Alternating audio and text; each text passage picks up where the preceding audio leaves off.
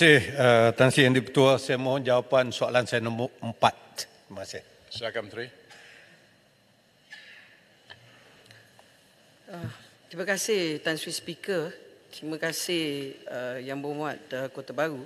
Izinkan saya menjawab 3 soalan berikut secara bersekali pada hari ini memandangkan soalan ditanyakan berkaitan dengan isu yang sama, iaitu soalan daripada nombor 4 hari ini daripada Yang Berhormat Kota Baru, soalan nombor 31 pada Yang Berhormat Damansara, untuk soalan tarikh 18 Oktober, soalan nombor 33 oleh Yang Berhormat Ahitam tarikh 30 Oktober.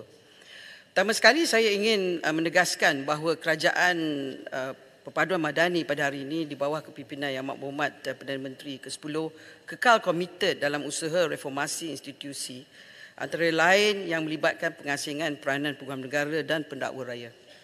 Untuk maklumat ahli Yang Berhormat, pada 16 Ogos 2023, Jemaah Menteri telah pun bersetuju supaya satu kajian empirikal yang terperinci dan holistik dibuat berkenaan dengan pengasingan peranan pendakwa raya dan peguam negara.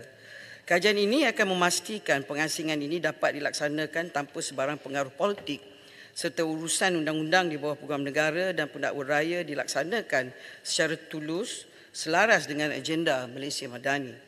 Sebagai langkah ke hadapan, pada 12 September 2023, saya telah mempengerusikan mesyuarat berkenaan usaha reformasi pengasingan peranan peguam negara dan pendakwa raya yang bertujuan antara lain untuk mendapatkan input dan membincangkan terma rujukan serta cabaran-cabaran yang dihadapi dalam melaksanakan usaha reformasi tersebut. Mesyuarat ini dihadiri oleh ahli Yang Berhormat, beberapa ahli Yang Berhormat termasuk daripada Blok Pembangkang. Sebagaimana ahli Yang Berhormat sedia maklum, kerajaan telah bersetuju agar 2 pasukan ditubuhkan bagi terus menggerakkan agenda ini secara berfasah, mengambil kira kompleksiti dan cabaran terlibat. Fasa pertama, pasukan petugas khas kajian komparatif sedang menjalankan kajian berdasarkan keterangan dengan izin evidence-based research ke atas beberapa buah negara bagi meneliti dan merangka model yang paling sesuai dalam konteks Malaysia dengan mengambil kira Shawcross Principle dengan izin dan the Doctrine of Independent Aloofness dengan izin. Negara yang sedang dikaji mengamalkan sistem perundangan berasaskan demokrasi berparlimen yang mengamalkan sistem adversarial dan mempunyai pelbagai struktur pentadbiran iaitu persekutuan, negeri, kesatuan dan sebagainya. Untuk maklumat ahli Yang Berhormat, pada 10 Oktober 2023 iaitu esok, saya akan mempengerusi mesyuarat yang seterusnya untuk mendengar pembentangan hasil kajian awal berdasarkan pendekatan doktoral mengenai pelaksanaan pengasingan peranan pendakwa raya dan peguam negara di 9 buah negara iaitu England dan Wales, India, New Zealand, Australia, Canada, Afrika Selatan, Ireland, Kenya dan Amerika Syarikat. Tan Sri Yang di-Speaker, saya ingin juga menekan di sini bahawa dalam fasa kedua, pasukan petugas khas teknikal bagi kajian ini akan meneliti secara komprehensif mengenai implikasi perundangan, pejawatan dan kewangan yang menyediakan laporan interim untuk dipertimbangkan Jemaah Menteri. Untuk maklumat ahli Yang Berhormat, implikasi kewangan yang terlibat bagi melaksanakan inisiatif ini adalah tertakluk kepada model yang akan dikenal pasti berdasarkan dengan izin evidence-based research yang telah saya nyatakan sebentar tadi. Ini meliputi kos bagi pejawatan sedia ada, pejawatan baru, fasiliti bangunan, segala utility, aset kenderaan, teknologi maklumat. Oleh yang demikian adalah dengan izin premature untuk saya untuk menentukan implikasi kewangan yang spesifik pada peringkat ini, Yang Berhormat. Dan akhir sekali, fasa ketiga, sedikit masa Tan Sri Speaker. Sesi libat urus bersama-sama dengan Kerajaan Negeri Sabah dan Sarawak serta pihak pemegang taruh termasuk agensi penguatkuasa seperti Polis Diraja Malaysia, Suruhanjaya Pencegahan Rasuah, Jabatan Kastam Diraja Malaysia, Agensi Penguasaan Maritime Malaysia, selain pada Majlis Peguam, Persatuan Peguam Sabah, Advocate and Solicitor Association di Sarawak, ahli-ahli akademik, pakar rujuk Perlembagaan Persekutuan akan juga diadakan oleh pasukan petugas khas teknikal dalam masa terdekat.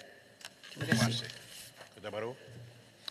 Terima kasih Yang Berhormat Menteri, terutamanya kerana telah meneruskan dasar kerajaan dulu, iaitu pada tahun 2020-2021 kerajaan dulu telah pun mengambil dasar yang sama pengasingan peranan AG dan juga DPP ini. Tan Sri Yang di-Pertua, Saya yakin Yang Berhormat Menteri aware ataupun memahami bahawa perkara 145 berhubung dengan pelantikan Peguam Negara ini ada pindaan dia. Tahun 1957 yang berbunyi, Yang di-Pertuan Agong hendaklah selepas berunding dengan Suruhanjaya Perkhidmatan Kehakiman dan Perundangan melantik daripada kalangan anggota Perkhidmatan Kehakiman dan Perundangan seorang Peguam Negara yang hendaklah seorang yang berkelayakan menjadi Hakim Mahkamah Persekutuan. Pindaan yang berkuat kuasa 16 September 63 berbunyi Yang di-Pertuan Agong atas nasihat Perdana Menteri melantik seorang yang layak menjadi Hakim Mahkamah Persekutuan sebagai Peguam Negara bagi Persekutuan. Soalan saya, apabila pindaan yang hendak dibuat oleh kerajaan sekarang ini nak guna peruntukan yang mana? Adakah atas nasihat Suruhanjaya Perkhidmatan Kehakiman Perundangan ataupun kekal dengan pelantikan AG atas nasihat Perdana Menteri? Yang kedua, adakah selepas pindaan ini dibuat, jawatan Peguam Negara ataupun Peguam Negara itu sendiri akan menjadi salah seorang ahli kabinet ex officio, sebagaimana sekarang ini di peringkat negeri, penasihat undang-undang negeri menjadi ex officio, ex co di dalam Majlis Mesyuarat Kerajaan. Mohon jawapan. Terima kasih. Sila Menteri. Terima kasih abangku Yang Berhormat Kota Baru.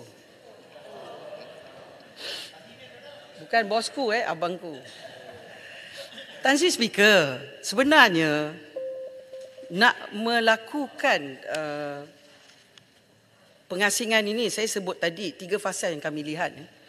Perbezaan antara kerajaan perpaduan madani ialah kami cakap, kami buat. Jadi itu sebabnya antara komitmen yang pertama ialah model negara yang kami nak rujuk ni, untuk menjawab soalan kedua daripada Yang Berhormat Kota Baru tu ialah apa model yang kita nak tengok. Saya bagi sebagai contoh yang Berhormat Tan Sri Speaker, England dengan Wales mengambil masa lebih kurang 8 tahun untuk mewujudkan Director of Public Prosecution dan Crown Prosecution Service yang mengambil alih pendakwaan daripada polis. Kemudian kalau kita tengok di Kenya pula, Director of Public Prosecution pada 2011 selepas perlembagaan baru bagi Kenya berkuat kuasa pada 2010. Perlembagaan baru ini tersebut digubah selepas pilihan raya Kenya pada tahun 2007. Dan kalau kita tengok pula daripada negara-negara yang kita berhadapan, di Kanada, Peguam Negara boleh mengeluarkan arahan berkenaan dengan permulaan pendakwaan ataupun tindakan yang khusus. Tetapi apa-apa arahan hendaklah secara bertulis, diwartakan dan dalam Canada Gazette sebagai contoh.